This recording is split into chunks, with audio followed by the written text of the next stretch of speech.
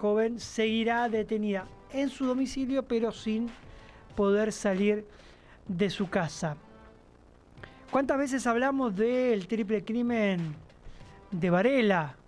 Morena, Lara, Brenda. Y en las últimas horas se sumó un detenido a esta causa. Atención, porque cuando creíamos que estaban todos tras las rejas, ¿se acuerdan ustedes? Pequeño J, que está detenido en Perú, Osorio y un montón de personas más que están aquí detenidas en nuestro país. Se le suma un nuevo detenido. Es un hombre que está vinculado a la banda que le da, primero que secuestra, después le da muerte a estas tres jóvenes. Es un hombre que se llama Bernabé Jesús Mayón, tiene 42 años. Era buscado presuntamente por formar parte de la banda que planificó los asesinatos de Lara Gutiérrez, de Morena Verdi, de Brenda del Castillo. Y atención, porque también hay grandes sospechas de que este hombre, insisto, Bernabé Jesús Mayón, tuvo un encuentro con la menor de las chiquitas, de Lara, que tenía 15 años, horas antes de el crimen. Primero el secuestro y después el crimen que mantuvo en vilo a todo el país. Una búsqueda que se dio durante una semana y piquito, una semana y monedas, y que finalmente terminó con el hallazgo de los tres cuerpos en una casa allí en una esquina de la zona sur, en Florencio Varela. Vamos a estar hablando también con Roberto Castillo del tema de los ya llamados mecheros VIP de Miami. Hay una causa muy, pero muy importante que empezó a tomar vuelo mediático esta semana y que tiene como principal sospechoso, investigado, a un hombre que se llama Marcelo Porcel. Es un empresario, un hombre que tiene mucho dinero, que está acusado de abusos, y podríamos decir de abusos múltiples, por los compañeros de su hijo de un colegio muy, pero muy prestigioso y de renombre en el barrio de Palermo. El hombre se llama Marcelo Porcel. En este momento, porque fue fotografiado en la terminal de ferries, se encuentra en Punta del Este, supuestamente para pasar las fiestas. Es el fundador de Argencard.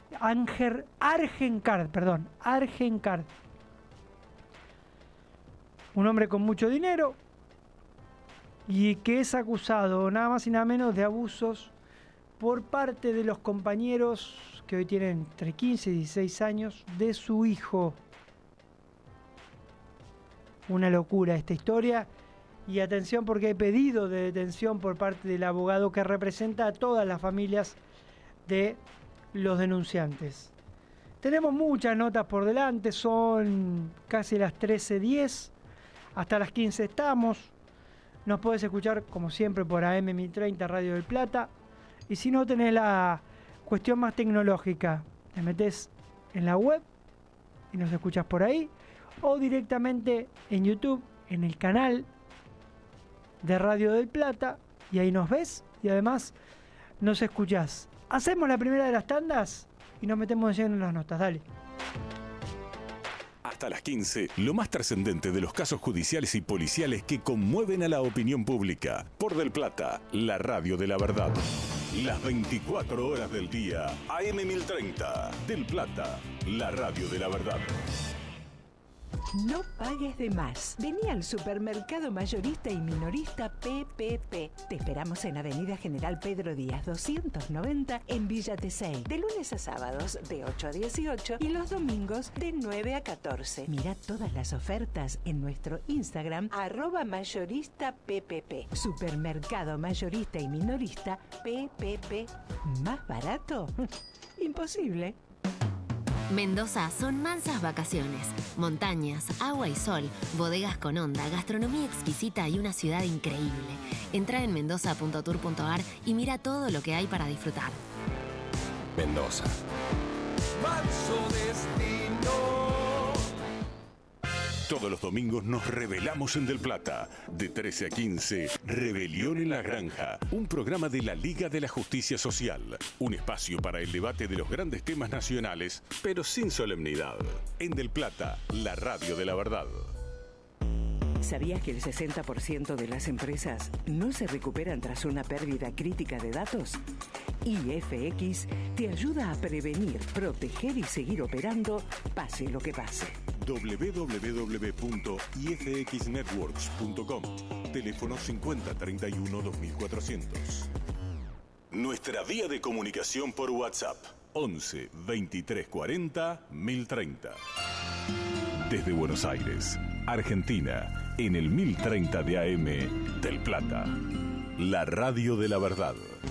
El sábado es un buen día para repasar los principales temas judiciales y policiales. Hasta las 15, Pampa Mónaco y equipo te cuentan todos los secretos de los casos más resonantes. Por Del Plata.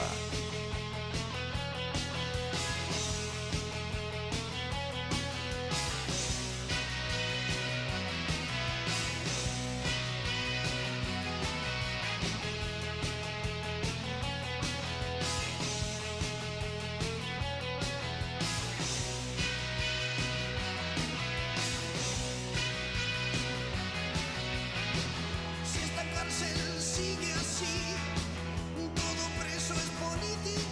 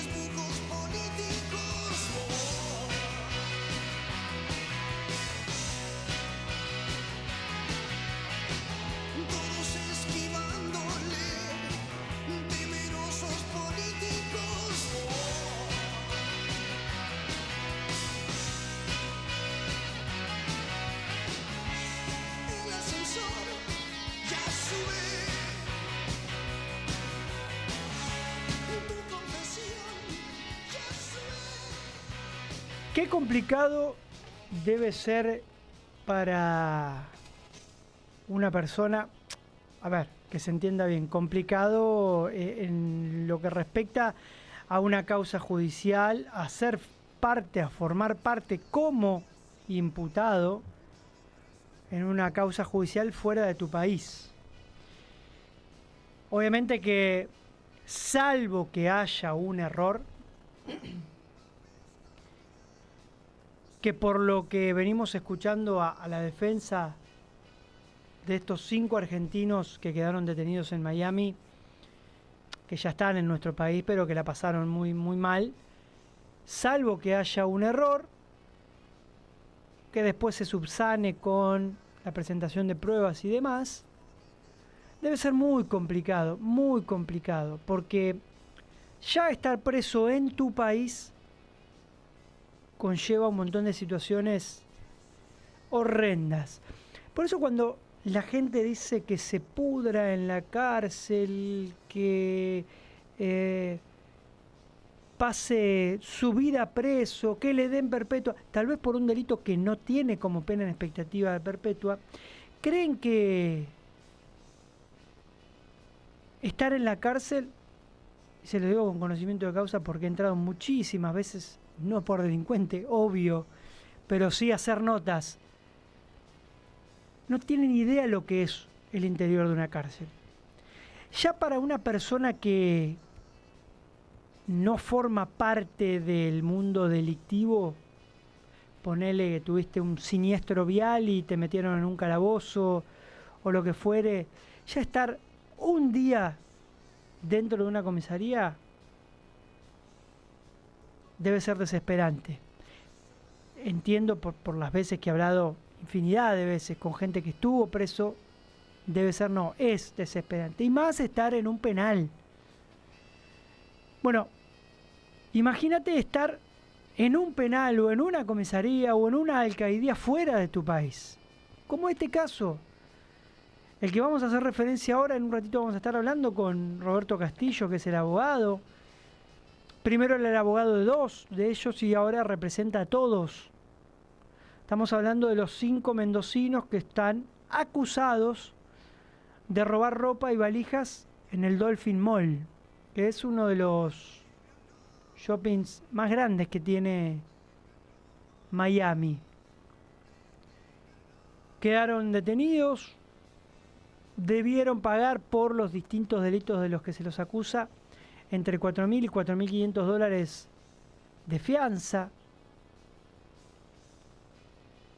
Los liberaron, viajaron a nuestro país, pero tienen que volver. Si mal no recuerdo, creo que es el 26, no sé si es el 26 de diciembre o enero, ahora se lo vamos a preguntar a Roberto. Pero qué complicado y qué feo debe ser para una persona X, insisto, hayas cometido, o como en este caso ellos dicen y su defensa dice, es un error que se puede subsanar con la prueba que van a presentar. Digo, estar preso fuera de tu país. Ahora se lo vamos a preguntar a Roberto Castillo, que ahora lo vamos a poner al aire.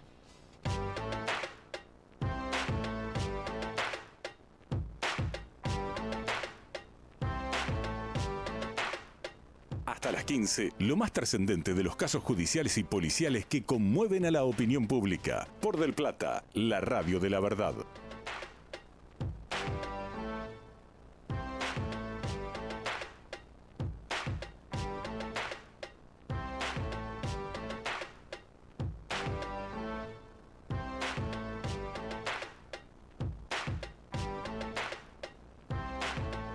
Y en la introducción recién yo decía, qué feo debe ser para una persona estar detenida fuera de tu país. Ya estar detenido en tu país, horrendo. Sobre todo si no cometiste el delito por el que se te acusa. Pero fuera del país debe ser una situación tensa, angustiante, acuciante. Está en línea Roberto Castillo, que es el abogado de los 5 argentinos que estuvieron detenidos. Yo recién te decía, pagaron una fianza, volaron a nuestro país, no en calidad de deportados, esto es importante, y ahora tienen que volver, y entiendo que van a volver con un montón de pruebas que ellos insisten, y su defensa insiste en que va a terminar confirmando que todo esto fue un malentendido. Roberto, ¿cómo te va? Buenas tardes. ¿Qué haces, Pampa? Buenas tardes para vos. Gracias por atender, como siempre, por prestarte para charlar un ratito acá en Radio del Plata los sábados. Bueno, esto es así. Primero, ¿cuándo tienen que volver? Ellos no tienen que volver porque se resolvió que ellos se queden en Argentina y que se presenten por intermedio de su defensa, por supuesto, el día 29 de enero. 29 de enero, o sea, ¿vas a viajar vos o lo podés hacer de vía remota? Yo viajo en calidad de apoderado de ellos, y allá está Najib Kassam, que es el abogado que los representa, porque es el abogado matriculado en el estado de la Florida, digamos. Claro. O sea que, bueno, ellos ya zafan de la situación de volver.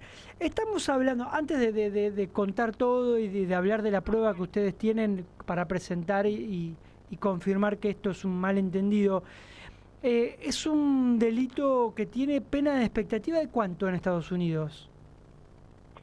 A ver, el punto es que acá estamos hablando del delito de hurto. Uh-huh. El problema es que hay una exageración por parte del reporte policial que habla de una organización criminal. Y eso agrava un poco más la situación respecto al delito de hurto.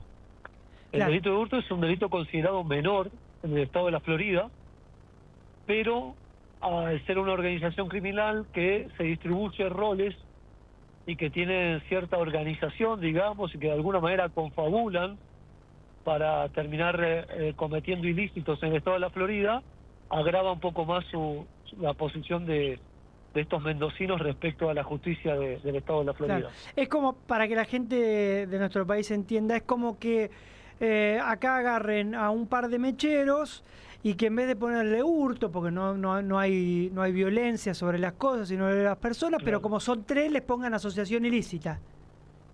Claro, ellos le ponen asociación ilícita porque cuando revisan las cámaras se ve que ellos interactúan con una valija que era una valija en común, digamos. Claro. Esto es como si nosotros vamos a comprar, yo entro a un local, vuelvo con una valija al patio de comidas, y vos, que estás cargado de bolsas, me pedís abrir la valija y guardás tus cosas.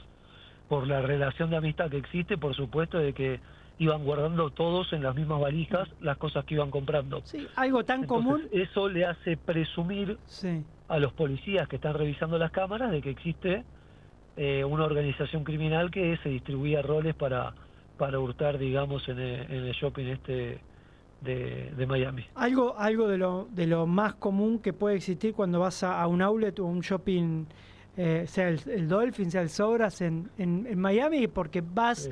y como encontrás grandes precios, hasta, porque me ha pasado, compras un bolso o una Sí. valija y en vez de llevarte 352 bolsas, metés todo como si fueras Sí. un viajero. Roberto, vos en el comienzo de esta historia empezás Sí. representando a dos. A dos personas, sí. A dos, y la defensa era sobre esos dos. ¿Por qué terminás representando a los cinco? ¿Ellos de alguna manera te convencen que ellos no habían robado nada, que las valijas tampoco eran robadas? Sí, a ver, nosotros tenemos que tener en cuenta de que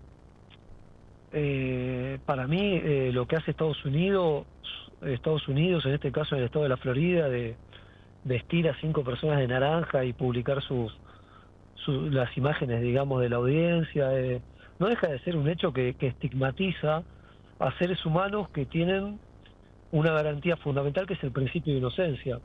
El principio de inocencia que existe en nuestro artículo 18 y en la 5ª enmienda de la Constitución de Estados Unidos, si bien no habla de manera explícita, pero sí se infiere que hay una triple perspectiva para hablar del principio de inocencia, que tiene que ver con el trato procesal que te van a dar, con la carga de la prueba y con el trato en el juicio, con cómo se va a resolver el juicio, que va a ser fundando la resolución judicial en prueba. Entonces, en el trato procesal, nosotros tenemos que presumir la inocencia de una persona y el Estado está obligado a aportar todas las pruebas para quebrar ese principio. Entonces, va a entender el punto al que quiero referirme, Pampa. Cuando vos publicás la foto de esas personas, ya la estigmatizás, y socialmente y comunicacionalmente, para el imaginario social ya son culpables. Es decir, ya a nadie le importa cómo se va a resolver el proceso, sino que ellos quedaron titulados como los 5 mecheros mendocinos, lo cual yo rechazo, porque entiendo de que el proceso penal es la mejor herramienta que construimos para resolver estos conflictos y esclarecer situaciones como esta, que en principio tienen un reporte policial, que tiene cierto grado de sospecha, pero que como las personas que te escuchan a vos, que te dedicas a cubrir toda clase de casos, ese estado de sospecha tiene que crecer al nivel tal de dejar por fuera cualquier duda razonable. Y eso es lo que convierte a una persona de inocente a culpable. Entonces, yo entiendo de que hay una exageración por parte del reporte policial de hablar de una organización criminal, cuando en realidad lo que sucedió acá es lo siguiente. Acá hay una situación sospechosa de una persona que sale de un local, la policía le da la voz de alto, esta persona, él lo que refiere es que porque le hablan en otro idioma, en un idioma que él no conoce, le hablan en inglés, él sigue y no pensó que era para él la voz de alto. Le vuelven a dar la voz de alto, él se va del shopping, tarda más o menos media hora y vuelve a entrar. Cuando vuelve a entrar, lo detienen a él y detienen a los 4 amigos. Ahí lo que hacen es, lo llevan a una comisaría móvil, digamos que está en la playa de estacionamiento del shopping, y le piden los tickets a todos. En su gran mayoría, te voy a decir en un 95%, digamos, de las compras que tenían, empezaron a sacar los tickets, a buscarlos, y pudieron acreditar el pago de toda esa mercadería. Hubieron, creo que alrededor de 12 prendas que tienen un valor de $1.180 que no se pudieron justificar. Entonces se incauta esa mercadería y queda imputada, pero el que dijo esta mercadería es mía y no encuentro los tickets, es uno de esos 5, ¿se entiende? No son los 5. Entonces es desde ese lugar que yo hablo de que hay una exageración por parte de la policía que intervino, digamos, y que terminó arrestando a estas personas, y que si a eso vos le pones el mameluco naranja y los publicás la foto de los 5 mendocinos que supuestamente habrían hurtado en el estado de la Florida, digamos, eso es lo que hace que esta situación escale, digamos, y yo entiendo de que hay un adelantamiento de pena, ¿no? Por supuesto. Ayúdame a pensar. Digo, vos sos un tipo del derecho, pero sos un tipo que conoce los medios. Estás prácticamente casado con una mujer que conoce mucho de medios, que sin serlo es periodista también.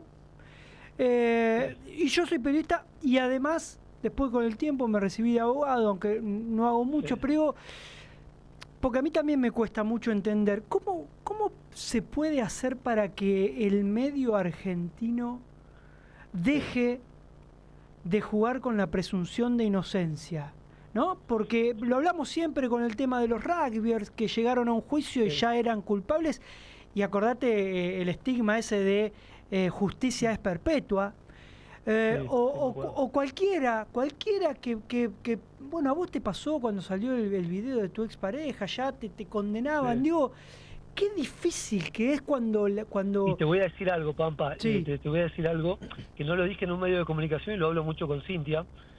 Yo en ese video tengo un sobreseimiento ratificado por un fiscal general.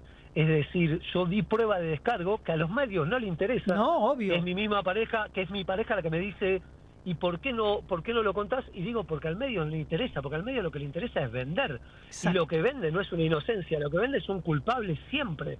Entonces, desde esa perspectiva es que nosotros tenemos, por un lado, vos sos abogado y sos periodista, las dos profesiones tienden a buscar el esclarecimiento de los hechos, pero hay una de esas profesiones que tiene una desventaja por sobre la otra, que es la inmediatez. La sociedad quiere conocer ahora. Y ahora lo que tenemos es un reporte policial, pero decir y hablar de un reporte policial, bueno, es un reporte policial, es como decir hablar de una denuncia. Entonces hay que ponerle un título, hay que ponerle un graph, esto tienen que hacer clic la gente para interiorizarse y querer de alguna manera saber más sobre la noticia. Entonces, esa noticia, digamos, que tiende a ser fugaz e inmediata, lleva a que los medios de comunicación tengan que llenar un espacio que la gente quiere de repente escuchar o conocer un tema, y se deja de lado muchas veces el proceso penal y vamos al proceso paralelo, que es el proceso de la información. Entonces, como no tenemos nada más que el reporte policial, de repente estos mendocinos se encontraban con que habían periodistas visitando a sus vecinos, y a los vecinos le preguntaban, ¿y vos qué pensás de que tu vecino robó? Entonces, claro, una señora distraída, sin saber si robó o no robó, dice, y si robó habrá sido por un chiste. Entonces el título es, los vecinos dicen que los mendocinos se fueron a robar porque era una joda que hacían entre ellos. Entonces ahí van construyendo noticias sobre bases irreales, pero bueno, eso pasa, digamos, la gente, por eso es que nosotros hablamos de que la condena social muchas veces es una condena que llega de manera inmediata, y el proceso penal muchas veces te termina absolviendo, pero a nadie le importa esa absolución. ¿Cómo lo hacemos? Yo creo de que mucha gente, incluso en nuestro país, tenemos un deterioro profundo sobre la educación, y los medios de comunicación tienen mucho que ver con eso. Por eso cuando vos hablabas de los rugbyers, a mí cuando yo discutía sobre esa situación, lo que digo es, lo que me preocupa es que la gente vaya a buscar justicia en la televisión, claro, y que crea que porque todos vamos a pedir perpetua sobre 5 personas que tienen responsabilidades distintas sobre un homicidio que es absolutamente repudiable, quizás creemos que en la televisión es donde tenemos que ir a buscar justicia, y lo cierto es de que el proceso penal, vuelvo a repetir, es la mejor herramienta, seguramente tendrá sus deficiencias, pero es la mejor que entre todos construimos para resolver los conflictos sociales. Sí, pero está bueno que haya espacios donde se den a conocer la otra parte, la de la sentencia real. Por ejemplo, en un ratito, en media hora, tenemos una nota pautada con Juan Pablo Vigliero, que es abogado, y es el abogado de Alejandro Roemers. Es un hombre no millonario, multimillonario, dueño del laboratorio, que tuvo que cargar en sus espaldas con una denuncia de abuso sexual, que era un depredador sexual, con un denunciante que fue a exponer al Senado, y ayer salió la confirmación en segunda instancia de su sobreseimiento. Bueno, y no lo ves en los diarios. Y en un ratito lo vamos a charlar, y porque es así, porque el medio te condena. Pampa, permitime que use los minutos de tu programa para contarte algo. Yo me separé, tuve una situación conflictiva, y en este tiempo que llevo separado y que llevo en pareja con Cintia, tuve 6 denuncias penales en mi contra. En ninguna llegué a ser indagado, y en todas presenté descargos y se terminaron resolviendo a mi favor con sobreseimientos. Y es mi mujer, que vos bien dijiste que hace 20 años trabaja en los medios de comunicación, que me dice, ¿por qué no contás esto? Y yo digo, porque están mis hijas en el medio, claro, y porque al medio de comunicación no le importa esto. Lo que le importa es lo otro. Y el impacto siempre va a ser inferior de una resolución de que marque una inocencia sobre el conflicto, digamos, y la presentación de una causa que recién inicia, muchas veces con una denuncia. Cuando recién te denuncian, ya los medios de comunicación te condenan inmediatamente, y esa condena no te la sacás más. La última, y te dejo disfrutar del fin de semana, el 26 de enero, cuando estés vos... 29 de enero, 29, cuando estés allá con tu colega de Estados Unidos, que es el que está matriculado. ¿Cuál es la prueba de descargo que tenés preparada, si se puede contar, obviamente, para que esto quede en la nada? Sí, esto es bastante práctico, digamos. Si una persona le incautás 50 productos y tiene 50 tickets, lo puede acreditar, ya ahí hay personas que no tienen absolutamente nada que ver con la situación de hurto. Y por otro lado, respecto a los 12 elementos que fueron incautados, que la persona no tenga los tickets físicos, Pampa, no significa o no es un sinónimo, digamos, de que es un criminal o una persona que se dedica a hurtar, porque eso lo podés reemplazar con el arqueo de caja del local que dice que tiene un faltante, ¿se entiende? Claro. Entonces, eso es una prueba que el Estado tranquilamente puede solicitar, y si bien yo no tengo los tickets, podemos preguntarle al local que supuestamente tiene faltantes en su inventario, digamos, en su stock, si ese producto salió y fue dado de baja. Cuando alguien te lo paga, vos le das de baja el producto. Entonces, son medidas de prueba bastante simples para esclarecer esta situación. ¿Crees que vuelven con un sobreseimiento? Mirá, hay personas que todos los elementos que tenían, me acercaron los tickets, algunos gastaron con tarjeta de crédito, razón por la cual tuvimos que pedirle al banco, digamos, que nos dé un extracto de los gastos que ellos hicieron, y después yo no encuentro que haya al momento elementos de convicción para quebrar el principio de inocencia de ninguna de estas personas. Hay una persona que tiene un estado de sospecha o un grado de sospecha superior porque se lo ve en una maniobra sospechosa, que es como inicia esta investigación. Lo cierto es de que es un recorte de 35 segundos. Nosotros todavía no pudimos ver las 4 horas que ellos estuvieron en los locales comerciales. Así que al momento todavía no creo que hayan pruebas suficientes para quebrar el principio de inocencia de ninguno de las personas que yo represento. Roberto, gracias por formar parte, como siempre, de este programa y que tengas una excelente Navidad y un gran año. Lo mismo para vos. Te mando un abrazo, Pampa. Abrazo grande. Roberto Castillo, abogado de los 5 mendocinos que hoy están acusados de hurto y de esta especie de asociación ilícita, si tenemos que tomar la figura penal de Estados Unidos o del estado de la Florida y hacer un paralelismo con nuestro código penal. Veremos 29 de enero la audiencia. Ellos no viajan, viaja Roberto Castillo con obviamente el abogado que los patrocina allí en Estados Unidos. Vos sabés que si vos sos abogado aquí en nuestro país, para litigar en otra parte del mundo tenés que tener a alguien que esté matriculado en ese lugar. Como si vos sos matriculado de la ciudad de Buenos Aires o de la provincia de Buenos Aires, no podés litigar si no te matriculás en la provincia de Chubut, de La Pampa o cualquier provincia de nuestro país. Algo que se debería rever y que hay un proyecto de ley, creo que fue presentado por Marcela Pagano, que habla de eso, de los colegios de todo, de abogados, de escribanos, de lo que fuere, que te impide la posibilidad de vos realizar tu trabajo en otra parte del país donde no sea que vos estás matriculado. Hacemos una tandita y seguimos con más prisión preventiva, dale. Pampa Mónaco conduce Prisión Preventiva por Del Plata, la radio de la verdad. Buenas tardes en Del Plata. El día ya avanzó y la radio te invita a seguir escuchándola. Del Plata, la radio de la verdad. Suscríbete a nuestros canales de YouTube y página oficial y obtené importantes beneficios con Radio Del Plata. Todos los domingos aceleramos hasta las 11. Del Plata sobre ruedas. Conduce Víctor Russo. Del Plata, la radio de la verdad. No pagues de más. Vení al supermercado mayorista y minorista PPP. Te esperamos en Avenida General Pedro Díaz 290 en Villa Tesey. De lunes a sábados de 8 a 18 y los domingos de 9 a 14. Mira todas las ofertas en nuestro Instagram @mayoristappp. Supermercado mayorista y minorista PPP. ¿Más barato? Imposible. Marolio le da sabor a tu vida. Marolio está desde el comienzo del día. Mate y café, harina y palmitos, yerba, mermeladas, cacao picadillo. Mate y caballa, arroz y arvejas, sardinas y atún, choclo y lentejas. Marolio le da sabor a tu vida. Marolio está desde el comienzo del día. Del Plata a la tarde, el momento del día para escuchar la buena radio. Del Plata, la radio de la verdad.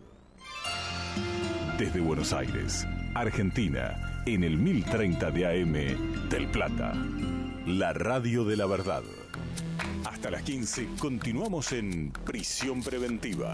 Se presume culpable. Con Pampa Mónaco, por Del Plata, la radio de la verdad.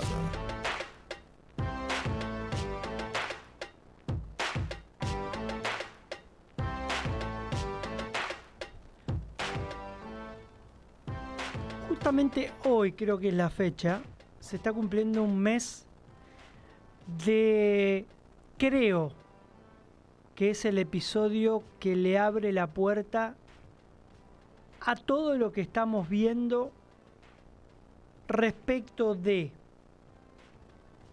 tema AFA, tema Surfinanzas, aunque ya se venía investigando, tema quinta en la zona de Pilar, una quinta de 10 hectáreas, que hoy la justicia, primero el juez Rafecas y ahora ya el doctor Aguinsky, juez en lo penal económico, tratan de dilucidar si los dueños o quienes figuran como dueños, que son un hijo y una madre, monotributistas, ella jubilada de la mínima, si son los testaferros de alguien con poder, con dinero y que esté ligado a la AFA. Hace un mes se abría esa puerta y fue el reconocimiento que no fue reconocimiento, porque era supuestamente un reconocimiento y terminó siendo una copa. Era un reconocimiento para el gran Fideo Di María y su Rosario Central, que había tenido un año excelente, siendo el equipo que más puntos sumó entre los dos campeonatos, y terminó siendo un torneo oficial. Eso le abrió la puerta primero a la cuestión de la famosa o el famoso túnel o pasillo donde los jugadores de Estudiantes debían rendirle homenaje a los de Central y se pusieron de espaldas y ahí empezó la pelea, Verón, Tapia, Tobillino, pim, pum, pam. Y hoy tenemos causas muy pero muy importantes que hacen, si se quiere, tambalear a algunos personajes de la AFA. Vamos a saludar a Alejandro Sánchez Calvermaten, que es abogado, a que quiero meterlo en estos temas, pero teniendo como punto de partida denuncias que él hizo en su momento a otra AFA, a otro dirigente que estaba sospechado en el ojo de la tormenta, con todos los misiles apuntándolo, porque de alguna manera nunca cerró su forma de actuar, su forma de ser, su forma de hacer negocios y demás, que es el mismísimo Julio Grondona. Alejandro, ¿cómo te va? Buenas tardes. Hola, ¿cómo estás, Pampa y equipo? ¿Cómo andan? Bien, gracias por atendernos hoy sábado. Antes de meterlo en lo que fue tu lucha y tus denuncias contra la AFA de Julio Grondona, ¿qué es lo que ves hoy? Y veo una réplica de lo que pasó en el pasado, con un poquito más de énfasis, ¿no? Quizá Grondona era un hombre muy poderoso y yo fui director y presidente de la empresa que era el agente comercial exclusivo de la AFA a nivel mundial.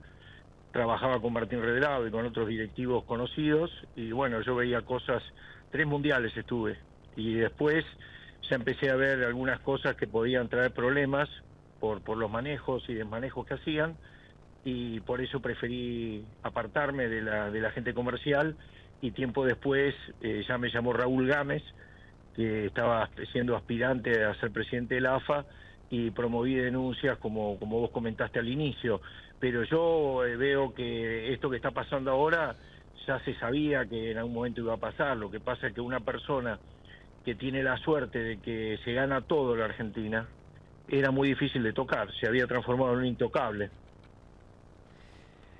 No, aparte fueron ¿cuántas décadas? ¿Entra en el 77? ¿Qué? No, 79, ¿entra Grondona en la AFA? Sí, en el 79, sí, en la época de los militares. 79 al 2014, 15, ¿murió? ¿Cuándo fue que falleció? Sí, 34 años, Claro. Murió más o menos en el 2015, Claro. exacto. Fue una eternidad, perpetrado en el poder. Ahora, vos lo que ves Sí. ahora, sentís que es lo mismo, pero más explícito.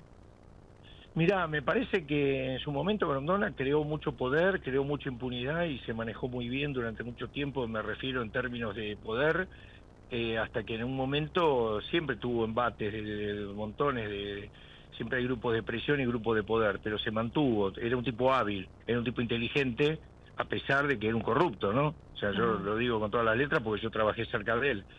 En este caso acá tenemos un Tapia que hace unos años que se perpetró, se posicionó, ganó poder, se ganó todo con la Argentina, por la verdad que ganó todo, Claro. o sea, hasta el momento eso, y eso yo creo que lo hizo más intocable.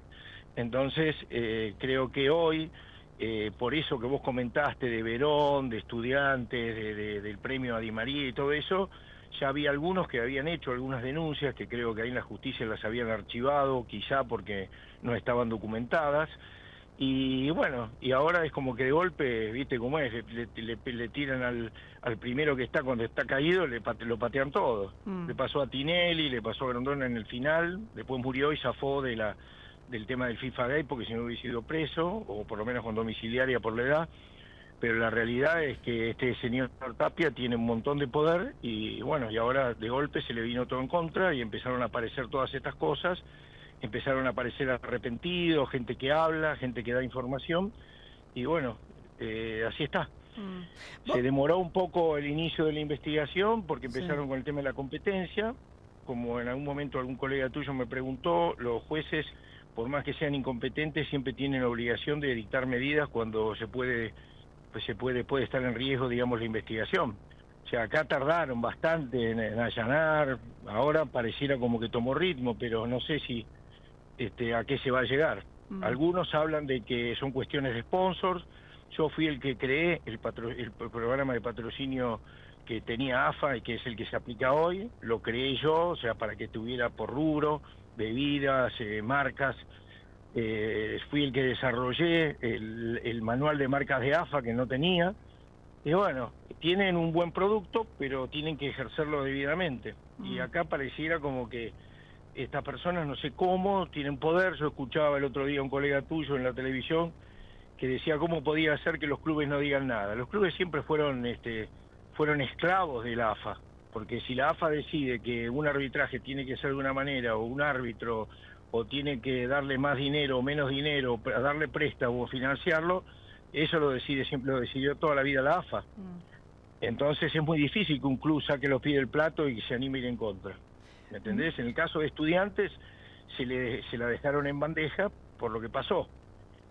Porque la verdad que yo no estoy de acuerdo. Si vos me preguntás, no existe que uno haga un premio retroactivo. Más allá de que Di María me parece un ser excelente, me parece un jugador de la hostia, pero me parece que deberían haberlo hecho de otra forma. Ya estaba creado el trofeo que le iban a dar, inventaron un campeonato y le dieron un premio cuando en realidad le podrían haber dado una distinción, haber hecho un homenaje, y bueno, yo creo que eso generó molestia y por eso que pasó lo que pasó con los jugadores, que también ahí tengo algo para decirte, los jugadores deben haber hecho lo que les dijeron la dirigencia, y si no lo hicieron así, lo hicieron por temor a alguna represalia, porque están jugando para un club.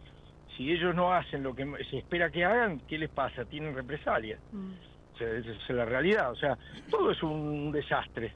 Pero ahí arranca todo. Y algunos que no se animaban dijeron, listo, ahora está debilitado este hombre, vamos a castigarlo, y ahí arrancó todo lo que arrancó. Te repito, creo que hay motivos para investigar. No creo eso de que se va a suspender los mundiales, de que va a haber esto, que va a haber aquello, eso no tiene nada que ver, porque la corrupción es una de las excepciones que hay para que se pueda investigar a una asociación o una federación deportiva. O sea, si hay actos de corrupción, la justicia tiene que investigar. Si existe un IGJ como Inspección General de Justicia y se trata de una asociación civil, tiene facultades también y competencia para investigarla también. Alejandro, me quedo con algo que dijiste recién que me quedó resonando. ¿Vos decís que si Grondona no hubiera muerto, hubiera estado preso? Sí, no tengo dudas, eso es así, porque los cargos que tuvieron en ese momento Blatter y Grondona, que era el vicepresidente, Grondona era vice, claro, presidente del AFA, fue gravísimo. Yo había hecho la denuncia del Qatar Gate por las elecciones de las sedes de Rusia y Qatar acá en Argentina, que le tocó a unos jueces, a unos fiscales que durmieron en el expediente. Yo legitimación para ser querellante no tenía, porque yo podía hacer la denuncia, pero después la tenía que motorizar el fiscal, que es el único que podía impulsarla, no la impulsaron, medio que quedó dormida varios años, hasta que hubo un repiqueteo en Suiza y en Estados Unidos, que estaba un poco molesto porque lo habían dejado afuera de la sede de los mundiales de Sudáfrica, en 2010, 2018 y 2022, que eran Rusia y Qatar, y Estados Unidos aspiraba a tener una plaza en alguna sede mundialista Y como eso no pasó, a través de la fiscal Loretta Lynch se llevó adelante una investigación, porque muchos de los de las coimas que había en el fútbol, que siempre las hubo, se corría a través de transferencias electrónicas que pasaban por las cuentas y por bancos norteamericanos, y eso es lo que le dio competencia a Estados Unidos a abrir su investigación, y después terminó en Suiza con las detenciones en el año 2015. O sea que si Grondona hubiese sido en ese momento vicepresidente de FIFA, y más allá de que haya sido o no presidente de AFA, hubiese estado preso. Seguro con domiciliaria por la edad. Y después todo lo que ya sabemos. Bursaco, cuando hizo la declaración para tratar de mejorar su situación, blanqueó todo lo que nosotros habíamos denunciado en el Qatargate, lo de 78,5 millones de dólares que se habían transferido a cuentas vinculadas con Grondona, y después de la muerte de Grondona había hecho también la denuncia para que se investigue la sucesión de Grondona, que también la plancharon, la tuvo el doctor Rafecas la causa, pero no estoy diciendo en términos peyorativos por si me está escuchando Rafecas, pero le tocó a él y la desestimó por inexistencia de delito. Y bueno, y llegamos a hoy. Ahora vamos a ver qué pasa con los jueces que tienen que investigar lo que se dice que pasó, esto de los monotributistas, todo lo que es público, que obviamente yo no tengo elementos para evaluarlo porque no participo en ningún expediente de estos, pero sé que hay muchos intereses en juego, siempre el fútbol los tuvo, siempre movió mucho, pero mucho dinero, todo lo que son competencias, marcas, de propiedad intelectual, imágenes, es un tema, digamos, que siempre movió mucho dinero, y bueno, y ahí es donde generalmente aparecen los actos de corrupción. ¿Cuánta plata y cómo era la mecánica de Julio Grondona para hacerse de ese dinero? Porque vos decís, había cuentas a su nombre, o los hijos que quedaron en vida, digo, Humbertito, la hija y demás, heredaron toda esa plata quedó en el limbo. ¿Dónde quedó y cómo la hacía? Lo que pasa es que una cosa es la sucesión, que obviamente lo que la sucesión marca es lo que es registrable, lo que es trazable, y esto era todo coima, por lo tanto era todo oscuro, era todo negro. Ahí la persona que en su momento era de confianza de don Julio, era el yerno de él, que estaba casado con la hija de Grondona. Pero vuelvo a decir, se habló en su momento de que ellos eran los testaferros, tenían muchos más, pero la mecánica era que se manejaban bolsos. Yo, en la época que yo estaba en el agente comercial, que se llamaba Punto Gol, yo vi cómo se movían bolsos o cómo dirigían desde la mesa de directorio, tener que llevarle esto a este, tener que llevarle esto al otro. Cuando vos ves que como una empresa, como una sociedad anónima, por más que seas el agente comercial, tenés un contrato de exclusividad con la AFA por 20 años, como tenía Punto Gol, la única opción que me quedaba a mí era o me callaba o me tenía que ir. Y yo preferí irme, porque no estaba de acuerdo, porque sabía que eso iba a terminar mal, eso de que hablaban de ahora tenés que llevar un bolso allá, ahora tenés que entregar acá.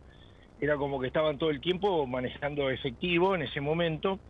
Después se perfeccionó y empezaron a usar transferencias electrónicas. Lo que nunca imaginaron es que las transferencias electrónicas, cuando pasan por otros países, generan esto. Generaron justamente la competencia que necesitaba la jueza federal de Estados Unidos, Loretta Lynch, para poder llevar adelante la investigación que llevó y que terminó con todos detenidos, porque acá el que era secretario general de la AFA, que era Meissner, terminó preso. Y no sé si no está preso todavía, no sé si está con domiciliaria. Era dirigente de Quilmes. Sí, era presidente de Quilmes. Un ejemplo, ¿no? Te pongo, de la torpeza de que se llevan tanto que ya no alcanzaban los bolsos, empezaron con las transferencias. Bursaco dio cuenta detallada de todo eso cuando se arrepintió. ¿Tuvo que devolver plata Bursaco? ¿Si tuvo que devolver? Sí, mirá, por lo que yo leí, porque no fui parte en esa investigación, porque se llevó adelante en otros países, sé que algo devolvió, pero bueno, obviamente de lo que se descubrió y lo que él se arrepintió respecto de lo que se descubrió. Muchas cosas ya habían pasado, vos pensás que también estaba metida la Conmebol, la FIFA, después bueno, empezó a estar Infantino y pareciera como que hubo un alineamiento con Estados Unidos, se calmó todo. Ahora les dio la Copa América, ahora les da el Mundial el año que viene. O sea, es como que FIFA trató de tener buenos lazos con Estados Unidos, que era quien había quedado molesto porque los habían desplazado con las sedes mundialistas de Sudáfrica, Rusia y Qatar. Claro.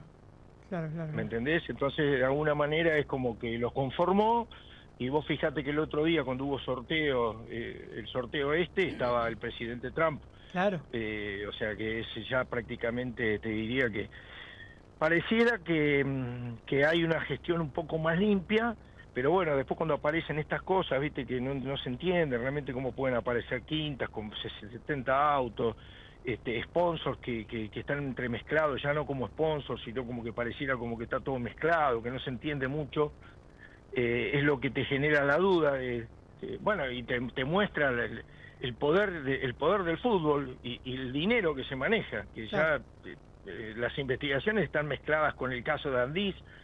Yo escuché tu referencia al principio, es una causa que también pareciera que está mezclada con esto, con sus finanzas, o sea, tal cual. todo un quilombo, va. Sí, ¿Entendés? Sí. Todo un tejimaneje de dinero. Alejandro, gracias por estos minutos con Radio del Plata. No, por favor, y en la página nuestra del estudio, en SK Abogados, está toda la historia más detallada, con nombres y todo, en el FIFA Gate, que nos llevó a nosotros en su momento a declarar en Estados Unidos y a dar entrevistas en la CNN donde explicamos cómo era esto. Vos pensás que pasaron varios años, pero los detalles más puntuales están ahí. Bien, así que te mando un abrazo, Pampa. Y invitamos y a la lo que gente necesite. entonces que entren a la página de SK Abogados. ASK Abogados. Sí. Abrazo enorme, Ahí está toda la Alejandro. explicación. Te mando un abrazo enorme y saludos para todo el equipo. Gracias. Buen Abrazo sábado. grande. Era Alejandro Sánchez Calvermaten, uno de los abogados que denunció en su momento a Julio Humberto Grondona y todo el entramado que terminó de alguna manera en el FIFA Gate, con arrepentidos, con detenidos, con todos los presidentes en aquel momento de distintas federaciones de fútbol pertenecientes a la Conmebol. Me acuerdo Naput de Colombia, me acuerdo Figueiredo de Uruguay, todos con problemas legales por, obviamente, la corrupción en FIFA. Metemos un temita y llegamos hasta la noticia, dale.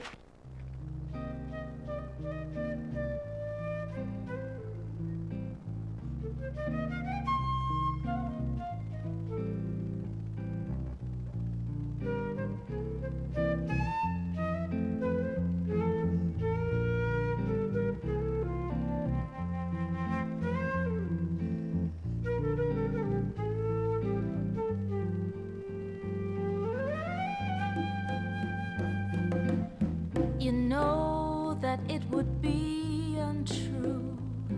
You know that I would be a liar if I was to say to you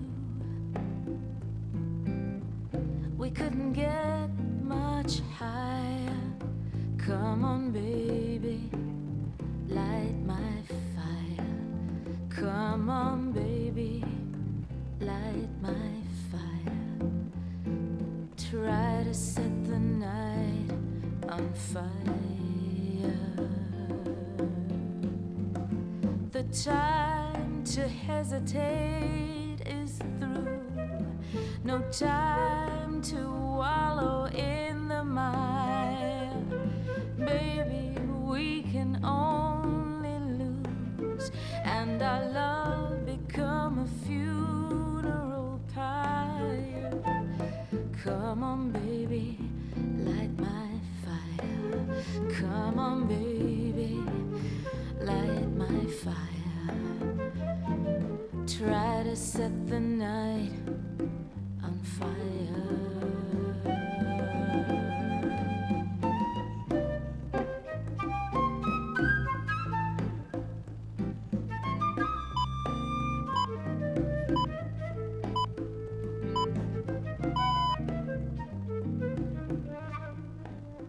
Presenta Maxi Consumo, el supermercado mayorista donde siempre ahorrás algo más.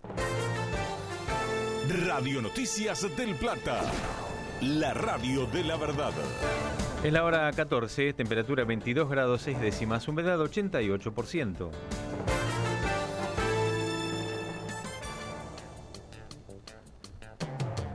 Fuerte discurso de Javier Milei en la cumbre del Mercosur. Durante su alocución de apertura, el presidente argentino efectuó un descarnado diagnóstico sobre la actividad del bloque de países.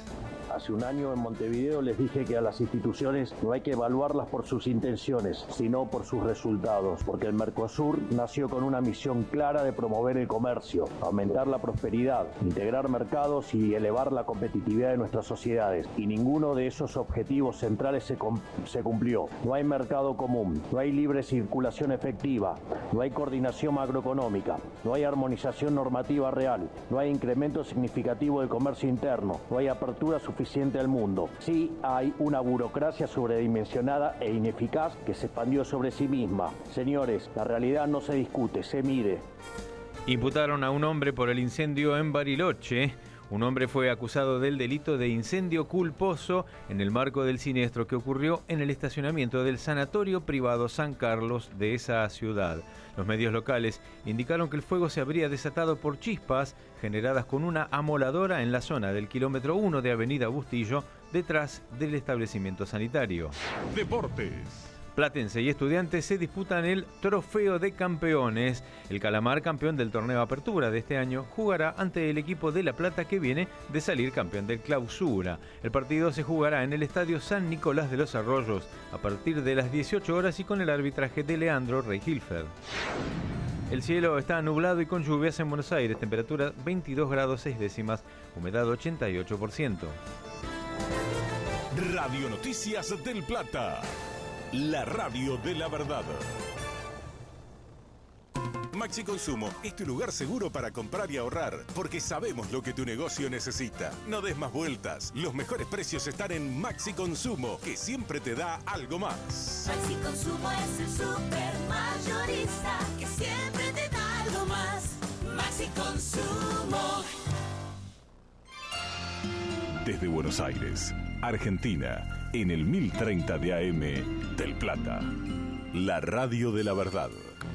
Hasta las 15 continuamos en Prisión Preventiva. Se presume culpable. Con Pampa Mónaco, por Del Plata. La radio de la verdad.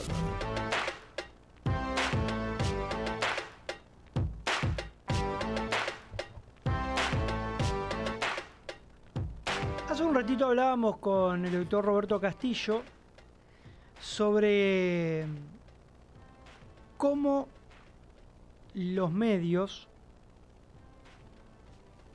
los periodistas, los que no son periodistas, pero que trabajan en los medios, vulneran un derecho básico que es, o un principio en realidad básico que es la presunción de inocencia. Porque, como decía Castillo, lo que mide, lo que llama la atención de un caso policial, judicial, en los medios de comunicación, es la noticia que tiene impacto, es este robó, este es el mechero, este es el abusador. Ahora, cuando la causa transcurre, cuando llega la resolución judicial, gran parte de las veces el mismo periodista, el mismo medio o el mismo programa no vuelve sobre sus pasos y dice: ¿se acuerdan cuando denunciaron a tal y tal persona? Bueno, resultó absuelto, resultó sobreseído, o se archivó la causa porque no había movimiento, ni había pruebas, ni demás. Y es un grave error que yo siempre critico.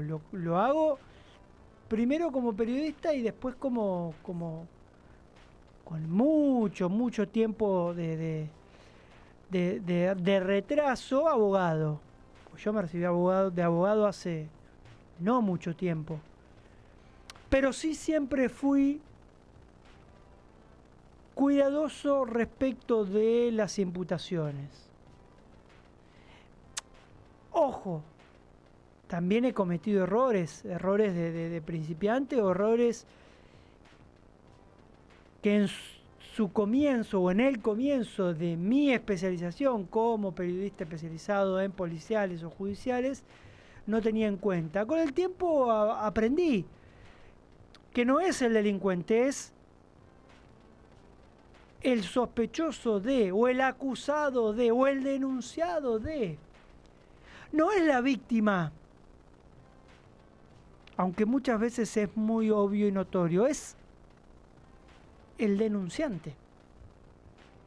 Y fíjense lo que pasó con el caso Roemers, que es un caso testigo de esto que yo te vengo hablando.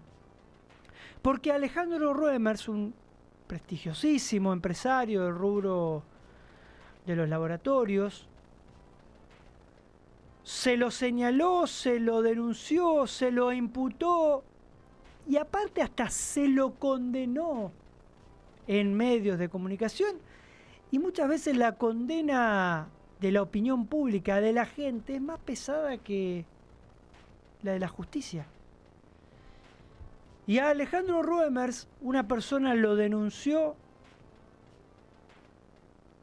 por supuestos abusos, lo hizo público, había titulares de el empresario, este es la víctima.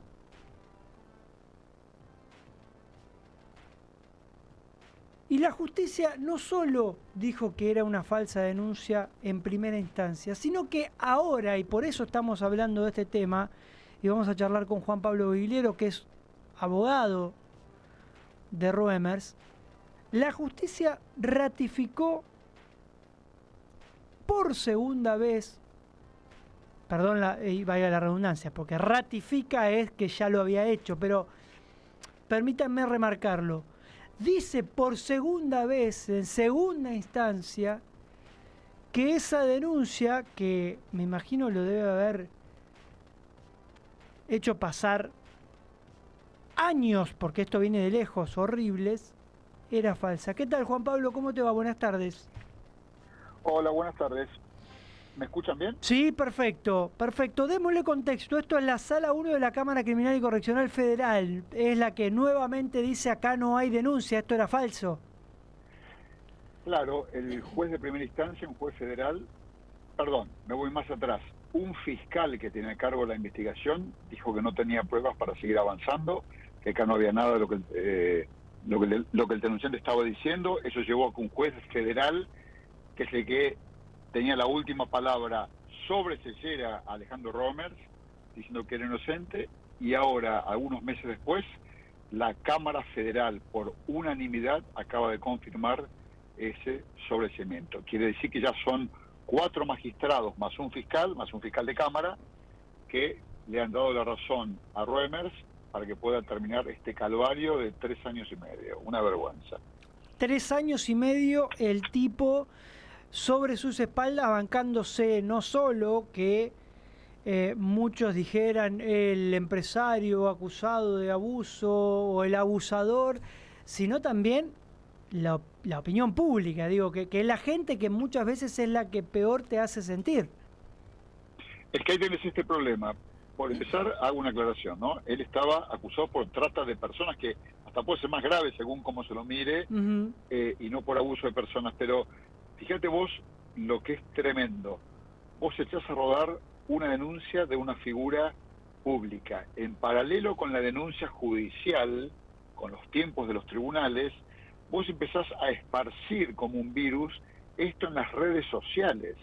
Entonces comienza toda una conversación pública donde la gente incauta comienza a convencerse que si Roemers es un señor de holgada posición económica y es un empresario con todos los prejuicios ideológicos que hay al respecto, tenés el caldo de cultivo para sospechar y pensar que es culpable, porque además tiene un caso tramitando en la justicia.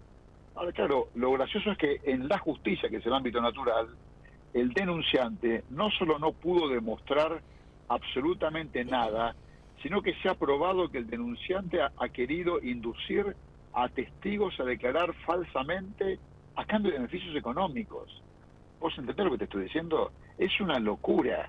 Pero claro, ¿quién lo conoce al denunciante? Absolutamente nadie. La mamá y los abogados que lo patrocinan, nada más. Reumers, en cambio, es una figura pública, no solo es un empresario, es un filántropo, es escritor, es poeta, es una de las personas que mayor contribución económica concreta hace en montones de organizaciones y fundaciones a lo largo del mundo entero. Y fíjate que esto le ha traído serios problemas reputacionales, una vergüenza, porque un nadie lo denunció por algo gravísimo, después no solo no pudo probar, sino que además se probó que mintió, que no es verdad. Y ya, con otro efecto, que lo quiero traer acá a la radio, se termina banalizando la trata de personas y las verdaderas víctimas de trata, que son delitos sumamente graves, y haces perder el tiempo a los fiscales, a la justicia, a los abogados, al sistema y a la prensa, con hechos que son estúpidos, que son falsos, y banalizás los hechos verdaderamente graves que hay en Argentina.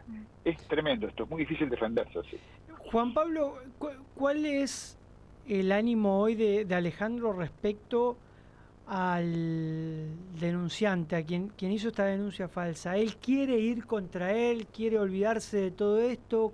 ¿Cómo van a llevar adelante si hay un contraataque contra esta persona? Porque, digo, no puede ser gratuito hacer todo esto. Vos sabés que hay un principio básico en nuestro sistema jurídico y en realidad es un principio básico natural. Vos tenés que responder y hacerte cargo de lo que vos hacés. Y justamente lo que va a impulsar Alejandro Reumers es justamente tratar de resarcir de alguna manera, y te imaginarás que no es por una cuestión económica, no, pero sí absolutamente moral y de proteger tu buen nombre y honor, con lo cual no solamente el denunciante, sino que quienes hayan difundido toda esta serie de falacias van a tener que responder penalmente y además civilmente, con lo cual nos espera un 2026, te diría que muy ocupados, porque estas cosas no hay que dejarlas pasar por alto, ¿sabes? Es una vergüenza. Mira, en la República Argentina nada más fácil que poner a alguien en una carátula. Si después se demuestra o no, ya no importa, pero te enlodan judicialmente con un sistema que no siempre es tan rápido como quisiéramos, porque están tapados de trabajo. Entonces la verdadera condena es el proceso en trámite. La verdadera condena es que vos estés denunciado con una causa abierta. Después nadie se acuerda si te condenaron o no, o si te sobreseen. Yo por eso quiero agradecerles especialmente la preocupación en tu programa, para que también pueda ser escuchada la voz de quien es finalmente sobreseída, ¿no? Juan Pablo, viste que hay hoy en danza un par de proyectos. Uno es el de Carolina Lozada, quien además ahora es senadora, pero fue colega, con quien he compartido muchos años en América 2, respecto de la posibilidad de legislar sobre el tema falsas denuncias, como para crear esa figura penal, porque muchos, viste, te dicen, no, bueno, pero ya está penado por el Código Penal la falsa imputación de un delito. ¿Crees que se necesita una nueva figura penal que haga mucho más importantes y más duras las penas contra aquel que falsamente denuncia un delito? Vos sabés que yo tengo una visión bastante crítica sobre eso, porque el problema de la República Argentina no es la falta de leyes, es mucho más serio, que es el cumplimiento de las leyes. Entonces el delito de falsa denuncia ya existe. El problema es que vos tenés que tener una justicia con un criterio más severo y una justicia con mayor velocidad y capacidad de respuesta.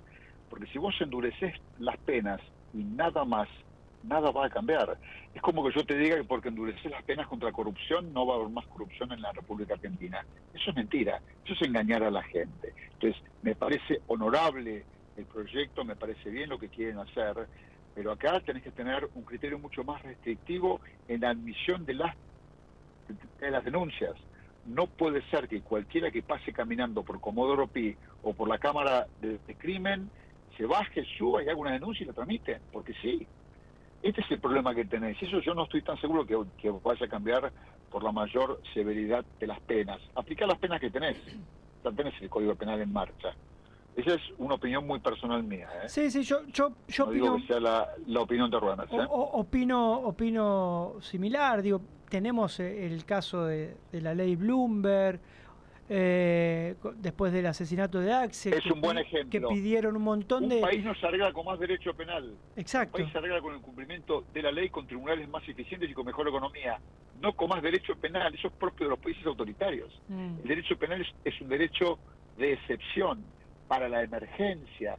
No es un derecho para legislar la vida corriente de los ciudadanos a través del incremento de penas, un derecho penal más duro. Y además, ¿qué sería un derecho penal más duro? Con menos garantías individuales, con penas desproporcionadas, con gente incomunicada, lleno de presos. ¿Eso es más duro? Habrá que ver si eso es constitucional. Lo que vos tenés que tener es menos anomia. La gente no cumple la ley. La gente se cuela en el cine cuando antes se iba al cine, o en el supermercado, o en la cola de la misa para comulgar. La gente no respeta la ley. Este es el problema que tenés acá, serio, y no tiene que ver con el derecho penal, sino con la eficiencia del sistema y el respeto por las instituciones. No puede ser que cualquiera con una denuncia esté 3 años y medio denunciado, y además enlodado en las redes sociales. Justamente a eso quería ir. Digo, la eficiencia, el tiempo que tarda una causa en transcurrir desde que entra la denuncia hasta que hay una resolución.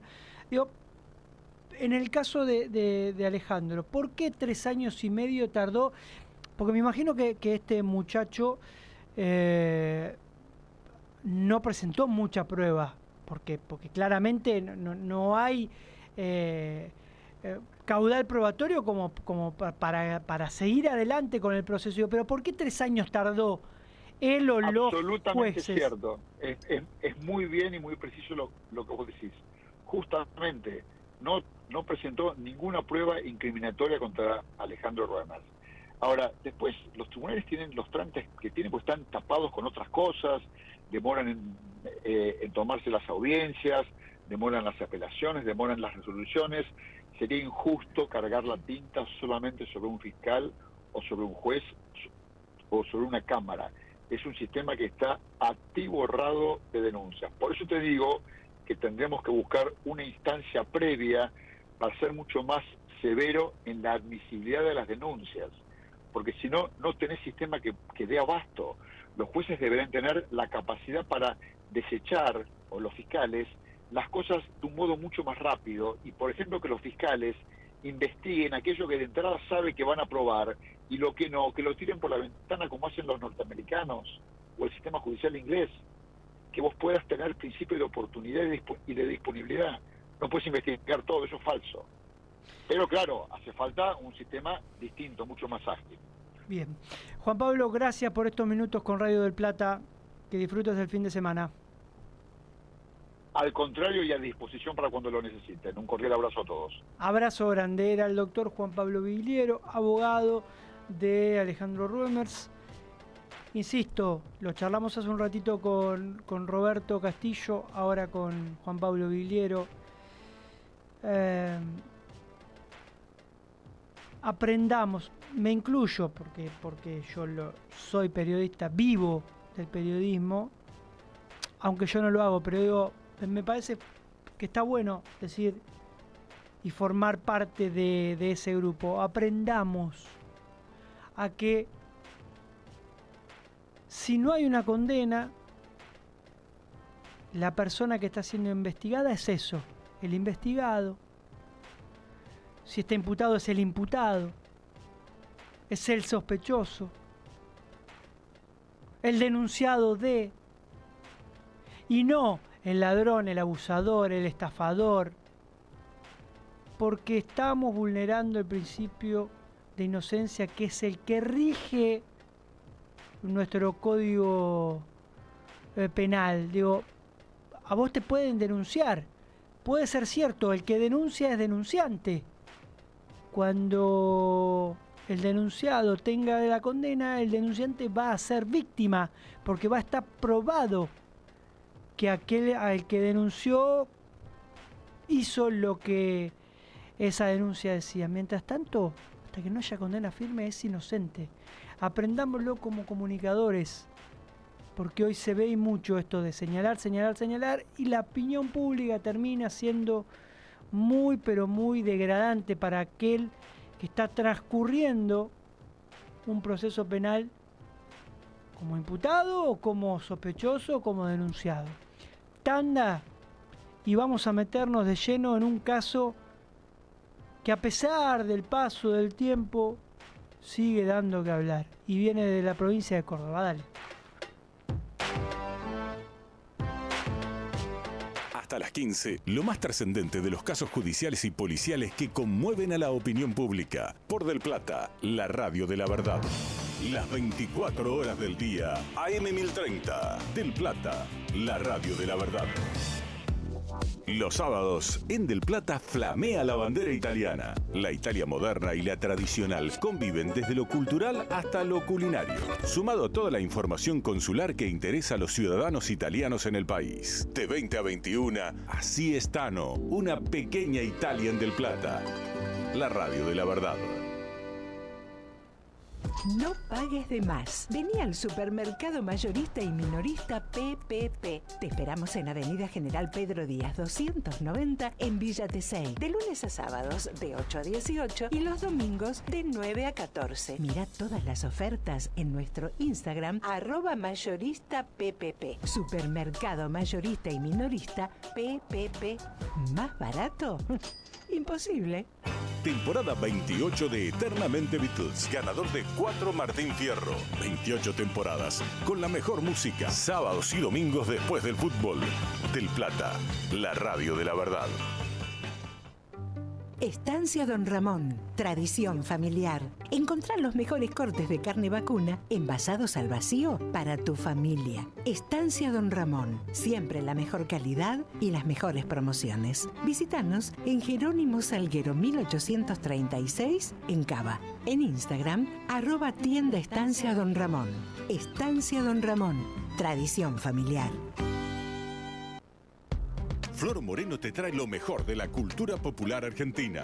Todos los sábados de 18 a 19, Dame una señal. En Del Plata, la radio de la verdad. Desde Buenos Aires, Argentina, en el 1030 de AM, Del Plata, la radio de la verdad. El sábado es un buen día para repasar los principales temas judiciales y policiales. Hasta las 15, Pampa Mónaco y equipo te cuentan todos los secretos de los casos más resonantes. Por Del Plata.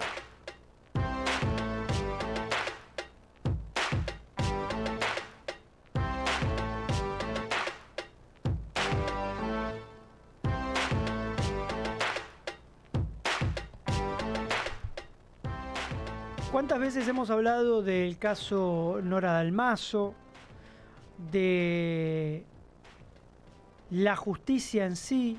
Bueno, recién hablábamos con el doctor Juan Pablo Vigliero, abogado de Alejandro Roemers, contando que la justicia tardó 3 años y medio para confirmar, no solo en primera instancia, sino en segunda instancia, que la denuncia que pesaba sobre trata de personas, sobre este empresario conocidísimo en el mundo de los laboratorios, era una falsa denuncia. Bueno, ¿querés ir más allá?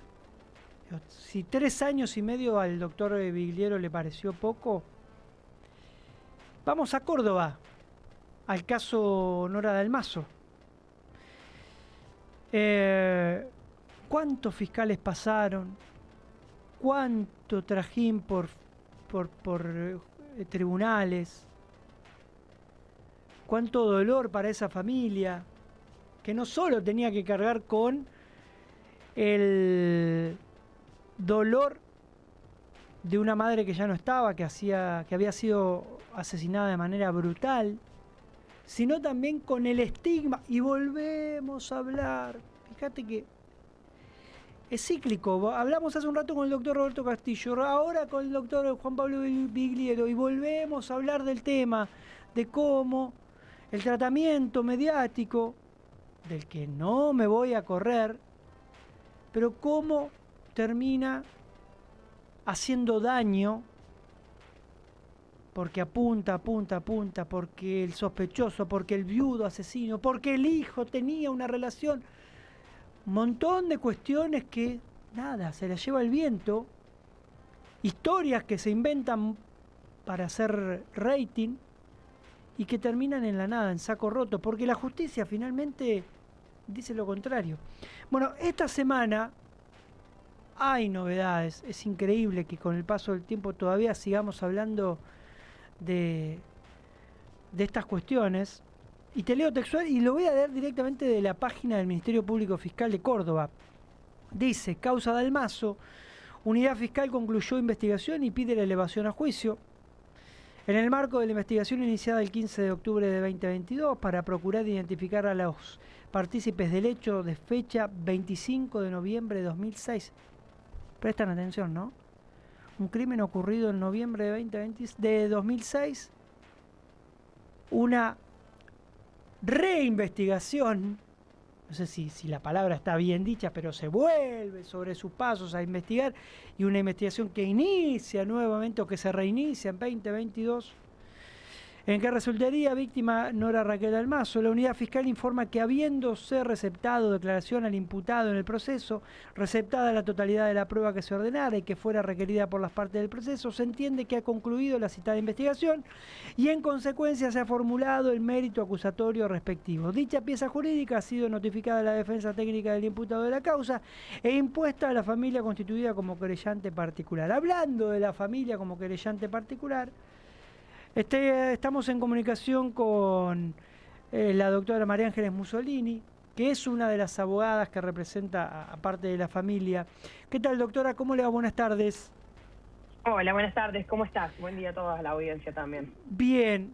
Es increíble hablar de esta causa habiendo pasado tanto tiempo, pero bueno, hay que hacerlo porque están estas novedades. Y hay un nuevo imputado. Después, increíblemente, de tantos años, se conoció que el patrón genético ese que se había encontrado pertenecía a alguien que había estado trabajando en la causa ese noviembre de 2006. Y es increíble porque pasó el tiempo, porque hay una prescripción por el paso del tiempo. Pero bueno, coméntenos este paso que da el Ministerio Público Fiscal. ¿Qué significa? Bueno, el tema de la elevación a juicio, nosotros en el 2022, cuando terminó el juicio de Marcelo Macarrón, el fiscal de Cámara solicitó que se siguiera buscando la verdad para darle una respuesta a la familia y a la sociedad, si era posible, a lo que empezamos a investigar, Pablo Jávega, su equipo, yo como querellante, con la colaboración, digamos, de Nidia Modesti, que es la genetista, y de la DIO también. Entonces, bueno, empezó a hacer esa investigación, a lo que en el 2024, en noviembre de 2024, damos con el positivo. Bueno, esa situación generó que nosotros, dimos con un positivo, pero la causa estaba prescripta. Esa situación generó que nos empezáramos a cuestionar, bueno, cómo seguir a partir de ahí. Se lo imputa formalmente. Después de ahí, obviamente el imputado junto con su defensa pidió la extinción de la acción penal y hasta ahora nos encontramos discutiendo el tema de la prescripción, que es una cuestión formal, es decir, estamos discutiendo si el transcurso del tiempo efectivamente transcurrió, porque nosotros entendemos que hay causales de suspensión de esos términos. Pero la elevación a juicio hace referencia a la cuestión de fondo. Es decir, el fiscal que dijo, bueno, con toda esta investigación que lleve desde el 2022 hasta el 2025, o sea, ahora que piden elevación, ya se reunieron todas las pruebas, hizo un dictamen de 357 páginas, en donde reúne todas las pruebas que habían en el expediente a sus inicios. Tenés prueba genética, que es la prueba más importante, obviamente, que se cotejó en el 2024, pero que el ADN había sido encontrado por el FBI en el 2007 y 2008, que era en dos partes, y dos pruebas importantes, que una era el cinto de la bata, que es el arma homicida, y en un vello púbico que se había encontrado en la zona inguinal de la víctima. Entonces, además de esta prueba genética, que es indubitable, que se coteja en el 2024, porque los fiscales en aquel momento, en la investigación, cuando la investigación todavía no estaba prescrita, nunca decidieron cumplir con este ABC de criminalística, que es decir, tomarle muestras a todas las personas que habían estado alrededor de Nora Dalmazo en aquel momento, al menos estos 11 obreros que estaban.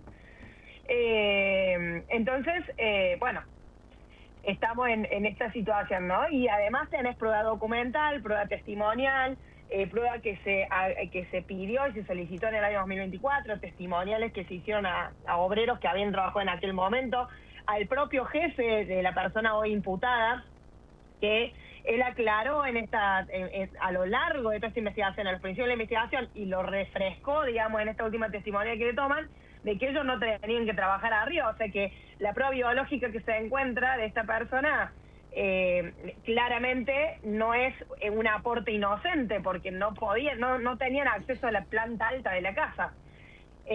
Además de muchas contradicciones, una prueba muy importante que está a fojas 34 del expediente del imputado, que él se pone en el lugar del hecho en el momento que los peritos determinan el horario de muerte en Nora Dalmazo. Y bueno, y una serie de contradicciones en su testimonio, ¿no? O sea, hay muchas pruebas, como te digo, es un dictamen de 357 páginas en donde está reunida toda la prueba de modo muy extenso y muy circunstanciado de por qué el fiscal entiende que hay probabilidad suficiente para entender que esta persona es el autor material del hecho y para pedir la elevación a juicio porque él entiende que la investigación está concluida. Entonces, bueno, esa es la situación en la que estamos actualmente con esta causa, ¿no? Tal vez es un poquito técnico, pero expliquémosle, doctora, a la gente que nos está escuchando, cuáles son las cuestiones que hacen para ustedes que el plazo de prescripción se vea de alguna manera interrumpido, y lo que eso lograría es que esta persona pueda ser juzgada. Bueno, voy a tratar de explicarlo lo más fácil para que me entienda la audiencia. Es como vos decís, bastante técnico, es bastante extenso nuestro planteo, pero básicamente lo que nosotros planteamos, o sea, la prescripción tiene dos formas, digamos, de detenerse. Una es la interrupción, que es taxativa, o sea, es decir, tiene determinadas causas que están preestablecidas y que son esas y no hay otras. Y otra forma es la suspensión, que la suspensión lo que hace es que el tiempo se detenga y que cuando se subsana el obstáculo legal que hizo que se detenga el plazo, vuelve a contar a partir de eso, ¿no? Entonces nosotros estamos planteando que existen obstáculos legales que hicieron que se detenga ese término y que después se reanude. La suspensión nosotros la basamos en el mal desempeño de la función de los fiscales, que claramente no hicieron el trabajo que tenían que hacer durante 15 años, 16 en realidad, porque después agarró la causa Pablo Jávega y hizo lo que tenía que hacer y en 3 años dio con el positivo, cosa que si un Pablo Jávega con su equipo hubiera agarrado la causa en el 2006, estamos hablando que en el 2009-2010 ya hubiéramos tenido un juicio ordinario, ¿no? Además también se le imposibilitó a la familia acceder como querellantes particulares, es decir, defender a la víctima desde el polo activo. Se le impedía presentar pruebas, han querido presentar un montón de pruebas, nunca los dejaron, les decían que no, pedían que se haga que se hagan determinadas pericias y no se hicieron. Presentaron informes desde la familia, pero como defendiéndose, no como querellantes, ¿no? Pidiendo que investigaran por ese lado, nunca se hizo. Y siempre estuvieron en el polo pasivo, es decir, desde el año 2007, desde junio de 2007, estuvo imputado Facundo Macarrón, y después en el 2016 lo imputan a Marcelo Macarrón. Entonces la familia nunca tuvo un verdadero acceso a la justicia, ¿no? Además también agregando que planteamos un tema con la minoría de Valentina, que es la hija de Nora Dalmazo, que en ese momento ella era menor de edad, y que cumple la mayoría en el año 2010. O sea que ese término, al no haberle dado efectivo acceso a la justicia, eso también entendemos que es un plazo de suspensión. Porque nunca le dieron intervención al Ministerio Popular, haciéndole, para que la gente me entienda, en ese momento cuando le imputan a Facundo Macarrón, Marcelo Macarrón, que era el tutor legal de tanto de Facundo como Valentina, no podía estar representando uno como víctima a Valentina y a Facundo como imputado. Entonces dieron de baja la querella. Y a Valentina no le ofrecieron la posibilidad de la intervención del Ministerio de Menores, que es lo que se debería hacer habitualmente, tomándose testimoniales sin la intervención del Ministerio de Menores. Bueno, una serie de irregularidades que obviamente nosotros entendemos que, al menos en el caso de Valentina, se encuentran suspendidos los plazos para reclamar. Entonces hay una serie de cuestiones, obviamente planteamos cuestiones de inconstitucionalidad, planteamos cuestiones de, bueno,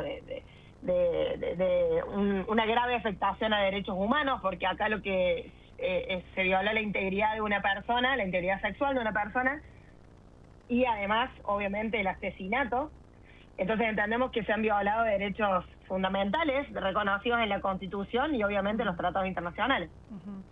¿Quién, en definitiva, va a definir si prescribió o no el delito, María Ángeles? Bueno, en este momento hay un recurso de casación que ha sido presentado en el Tribunal Superior de Justicia, que es quien ahora tiene en sus manos la decisión de determinar si, obviamente, evaluar los argumentos presentados por las partes y evaluar si entiende que la causa está prescripta o si la causa tiene acción vigente y, en definitiva, podemos ir a un juicio ordinario, o en tercera instancia, si definiera la posibilidad de ir a un juicio por la verdad. Que nosotros el juicio por la verdad siempre creemos que era algo de última ratio. Obviamente la familia quiere un juicio ordinario, así que esperamos que el Tribunal Superior de Justicia vaya en esos términos, pero el juicio por la verdad es algo que ya había sido reconocido en la Cámara Primera de Crimen, en el juicio Marcelo Macarrón, cuando lo absuelven, y además esto había sido ratificado por el juez de control en su decisión que se fuera por la verdad. Así que, bueno, esas son las tres posibilidades: prescripción, juicio ordinario, que ojalá esperamos que sea eso, la familia realmente espera que sea eso, y si no, juicio por la verdad. La última, María Ángeles, ¿cuál es la teoría del caso que tienen ustedes? ¿Qué creen que pasó esa noche con el hoy principal sospechoso y Nora? ¿Hubo un ataque sexual? Sí, o sea, nosotros vamos un poco en la línea que tiene el fiscal. Creemos que esta persona ingresó, obviamente que no sabemos los motivos de por qué. Hay un montón de pruebas que podrían indicar esta persona se había peleado, había tenido una discusión con Nora Dalmazo el día viernes. Nora Dalmazo, hay muchas testimoniales que ella decía que no se quería quedar sola con estos tipos, que le había dicho Marcelo Macarrón. Después, te estoy hablando de testimoniales tomadas ahí nomás de ocurrido el hecho, ¿no? Que ella se encerraba en su habitación cuando se iba a dormir la siesta, cuando estaban trabajando esta gente, porque tenía miedo. Tenían cuestiones que ella determinaban que, bueno, había algo. La madre de Nora Dalmazo, también una testimonial de los principios de la pesquisa, había dicho que ella creía que podría haber sido una venganza del carpintero, lo había puesto así en esos términos. Entonces entendemos que, bueno, puede haber sido una cuestión desencadenada por esta discusión que tuvo con el parquetista, que haya desencadenado en que él haya ido a ingresar sabiendo que ella estaba sola y en esa ocasión de no haber estado con nadie más, haber ingresado a la casa y, bueno, haber abusado sexualmente de ella y luego haberla matado para que, bueno, por una cuestión de que lo iba a reconocer. Claro, sería un criminis causa, ¿no? Criminis causa, exactamente. O sea, que tiene perspectiva de pena perpetua, le decimos a la gente. Perpetua, sí, perpetua. De hecho, bueno, el fiscal lo plantea de ese modo y nosotros también bueno, seguimos la misma línea porque entendemos que fue así, digamos. A ver, independientemente, como te digo, esta es una opinión y es una hipótesis porque, bueno, no sabemos qué pasó, pero juntando todas las pruebas y entendiendo que existen todos estos elementos probatorios de los inicios de la investigación, bueno, entendemos que puede haber ocurrido eso. Doctora, gracias por estos minutos con Radio del Plata. Muchas gracias a ustedes, muchas gracias por escuchar. Abrazo grande. La doctora María Ángeles Mussolini, abogada querellante, ella es la abogada que representa a Facundo Macarrón, hija de Nora Dalmazo, con estas novedades. ¿Habrá juicio o no habrá juicio? ¿Prescribió o no prescribió? Lo sabremos seguramente durante 2026. Última tanda y nos metemos con la última nota del programa. Dale. Pampa Mónaco conduce Prisión Preventiva por Del Plata, la radio de la verdad. Nuestra vía de comunicación por WhatsApp: 11 23 40 1030. El sábado es un día ideal para saborear un buen vino. De 17 a 18, Porque Vino. Un programa para todos los sentidos. En Del Plata, la radio de la verdad. No pagues de más. Vení al supermercado mayorista y minorista PPP. Te esperamos en Avenida General Pedro Díaz 290 en Villa Tesey. De lunes a sábados de 8 a 18 y los domingos de 9 a 14. Mira todas las ofertas en nuestro Instagram @mayoristappp. Supermercado mayorista y minorista PPP. ¿Más barato? Imposible. Los sábados a la tarde es el momento ideal para la reflexión y el debate. De 15 a 17, Sábado Radio con Tomás del Duca. Un momento lejos de la histeria de la semana. En Del Plata, la radio de la verdad. Estancia Don Ramón, tradición familiar. Encontrar los mejores cortes de carne vacuna envasados al vacío para tu familia. Estancia Don Ramón, siempre la mejor calidad y las mejores promociones. Visítanos en Jerónimo Salguero 1836 en Cava. En Instagram, @tienda Estancia Don Ramón. Estancia Don Ramón, tradición familiar. Los sábados a las 19 llega Liliana Cheli para traerte las respuestas a tus inquietudes. La tarde de Liliana Cheli. Una hora llena de hadas, duendes y todas las criaturas fantásticas. En Del Plata, la radio de la verdad. Desde Buenos Aires, Argentina, en el 1030 de AM, Del Plata, la radio de la verdad.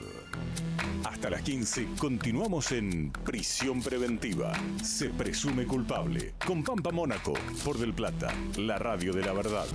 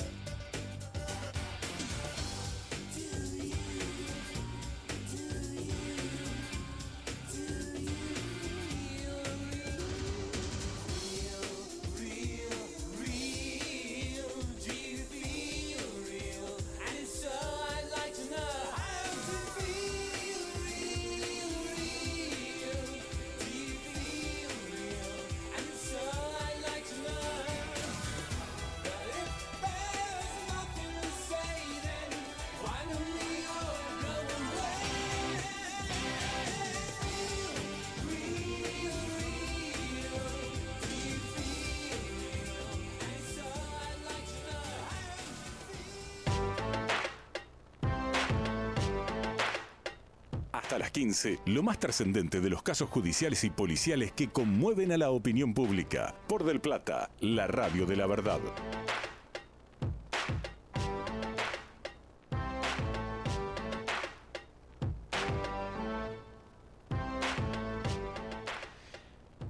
Nos metemos en el último bloque de prisión preventiva, últimos 15 minutitos, y vamos a entrar de lleno en un caso que tuvo muchísima repercusión en su momento cuando ocurrió y que terminó esta semana con un juicio popular, un juicio por jurados, y ahora te vamos a contar cuál es la decisión de ese jurado.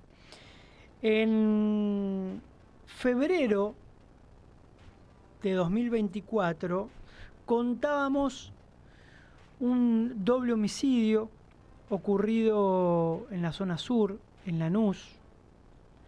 Germán Zuccarelli, un hombre que era monaguillo, un hombre muy ligado a la iglesia, y Ana Russo, su tía, fueron hallados sin vida.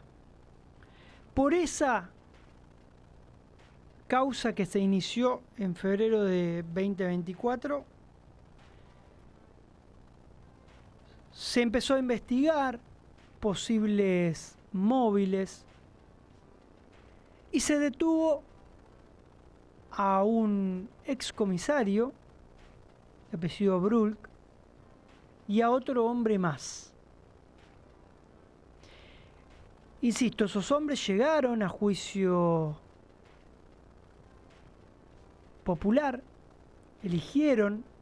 Ustedes saben que al momento de elevarse la causa a juicio le dan al imputado la posibilidad de optar por un juicio popular donde hay 12 personas que deciden por la culpabilidad o no de los acusados, en este caso eran 2, o por un juicio típico, el que todos conocemos, un tribunal que entiende de derecho, que meritúa la prueba y demás, y por el otro lado vos tenés que, como fiscal, que sos el acusador, y aparte si hay un particular damnificado en la provincia de Buenos Aires, tenés que convencer al jurado de la culpabilidad de las personas que se están jugando. Bueno, finalmente el jurado popular los declaró inocentes por el homicidio de Zuccarelli y Russo a estas 2 personas,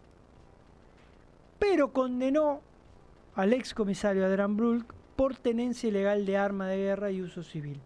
Está en línea la doctora Débora Carreño y Pose, una de las abogadas. No sé si es abogada de uno de los 2 acusados o de los 2. Le vamos a preguntar. ¿Cómo va, doctora? Buenas tardes. ¿Cómo está usted? Buenas tardes, Pampa. ¿Cómo estás? Muy bien, gracias a Dios. Gracias por atendernos primero, por tomarte parte del sábado. ¿Vos ibas en la defensa de los 2 o de uno solo? No, de uno solo, Pampa. De Camilo Baliño, el cuñado de Germán Zuccarelli y sobrino político de Ana Russo, fallecida también. Bueno, a ver, expliquémosle un poquito a la gente, porque si bien se viene hablando hace bastante tiempo de los juicios populares, los juicios por jurado, ¿cómo se dio este juicio? ¿Qué pruebas se presentaron y por qué no lograron torcer la decisión de esas 12 personas para declararlos culpables?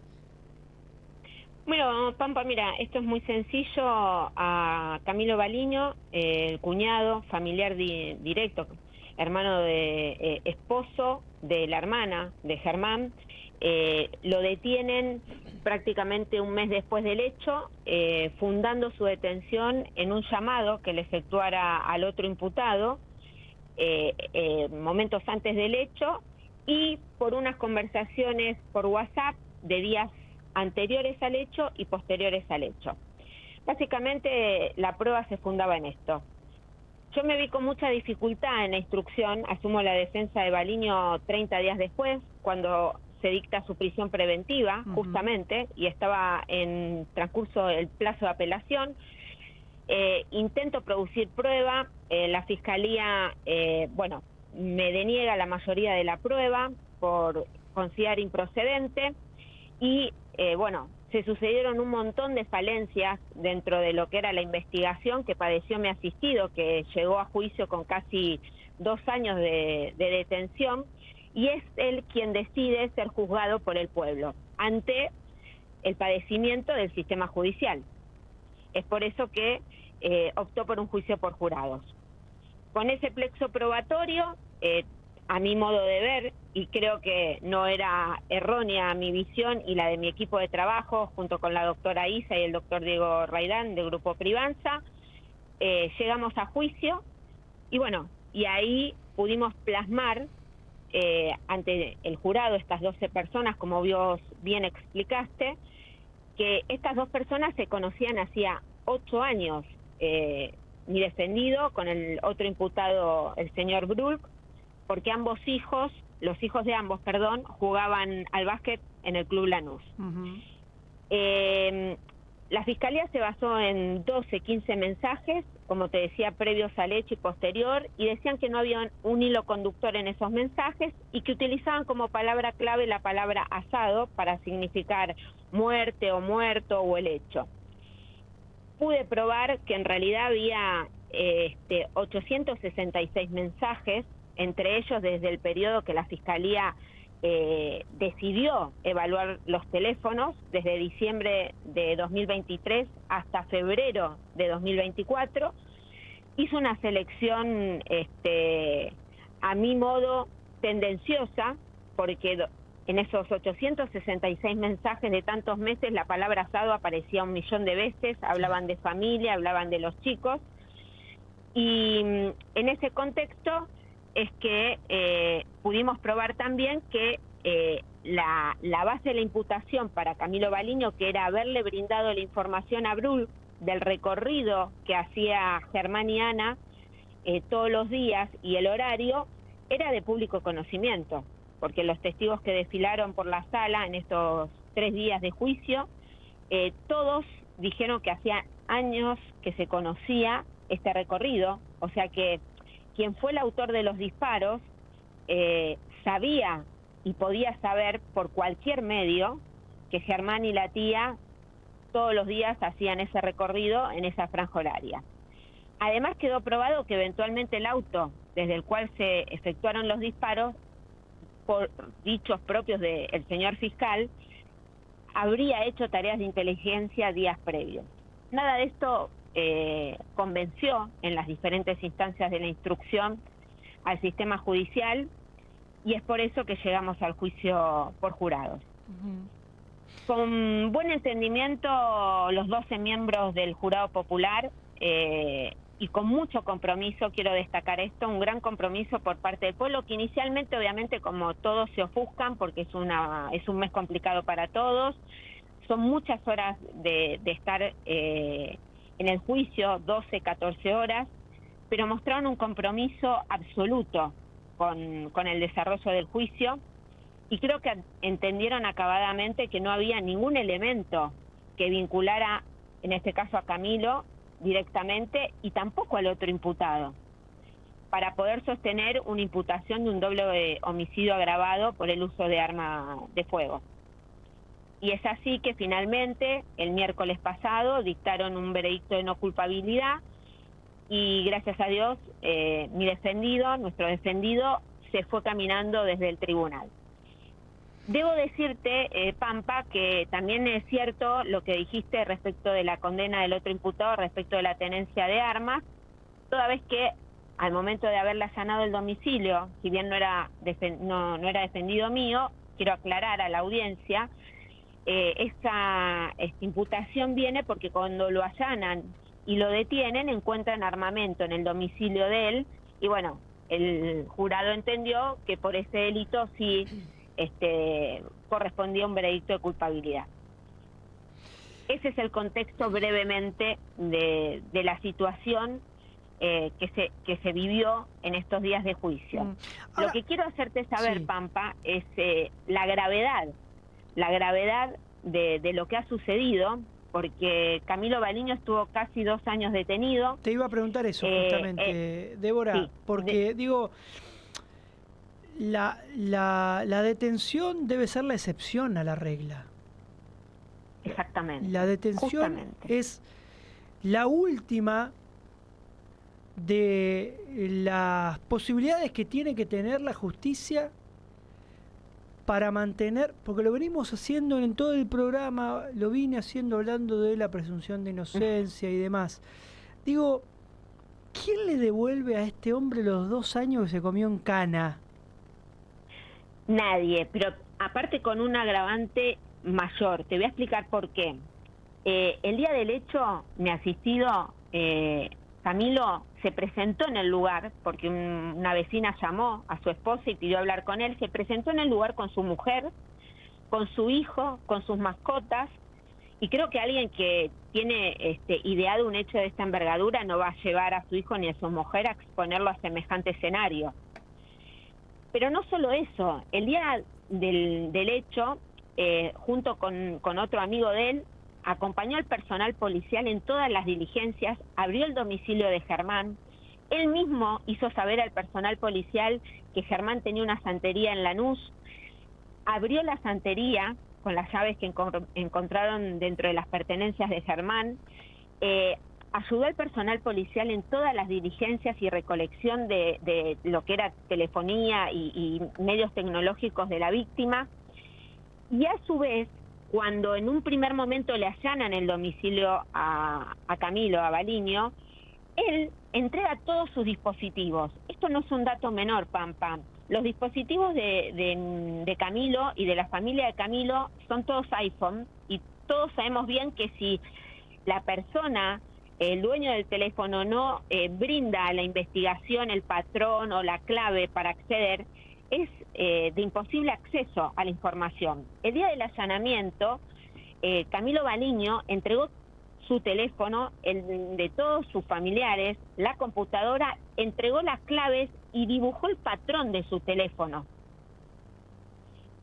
A posteriori lo detienen, a unos días después del allanamiento que le realizan en la casa, e inmediatamente declara y cuenta su versión, la misma versión que le brindó casi 2 años después al jurado. En este contexto lo mantuvieron privado de su libertad igualmente. No, una locura. Y justamente es una locura que haya perdido 2 años de vida. En el medio perdió a sus suegros porque falleció la mamá y el papá de Germán y Lorena. No pudo acompañar a su hijo ni a su mujer. Esto es irrecuperable. Y las falencias a nivel del sistema judicial y policial, porque hemos escuchado en las salas frases como diferentes hipótesis de este hecho fue por una herencia, este hecho fue por un préstamo de dinero, acreditamos que no hubo tal préstamo para compra de ningún vehículo, y a su vez el personal policial, textuales palabras, Pampa, es muy triste lo que voy a decir y la audiencia va a quedar anonadada. Las hipótesis que se barajaron en torno a estas dos cuestiones, herencia y préstamo de dinero, se basaban en chusmeríos barriales. Una locura. Eso está grabado. Está grabado. Una locura. Débora, se nos va el programa, me queda un minutito para la despedida. Gracias por estos minutos, por tomarte parte el sábado para charlar con nosotros. Abrazo grande a Diego, a tu esposo, a quien estimo mucho. Y nada, qué decir del laburo que hicieron como defensa. Felicitaciones y gracias por esta nota. No, muchas gracias a vos por darle trascendencia, porque casualmente como no hay un veredicto de culpabilidad, no ha salido en casi ningún medio, perdón. Así que te agradezco, un saludo muy grande para vos, para toda la audiencia y siempre te seguimos. Abrazo enorme y muchas gracias. No, gracias a vos, hasta luego. Era la doctora Débora Carreño Pose, abogada, contándonos de esta absolución en este doble crimen de Lanús ocurrido en 2024. Queda segunditos nada más.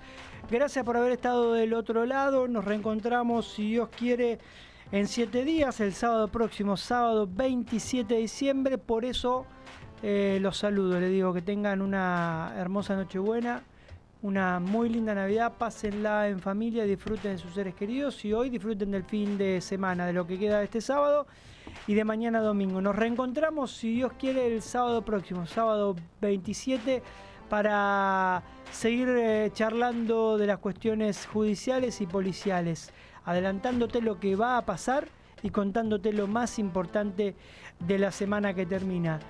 Gracias Víctor Viero, gracias Nicolás en el manejo del streaming. Nos reencontramos, si Dios quiere, en 7 días. Sigan con toda la programación de Radio del Plata. Chau.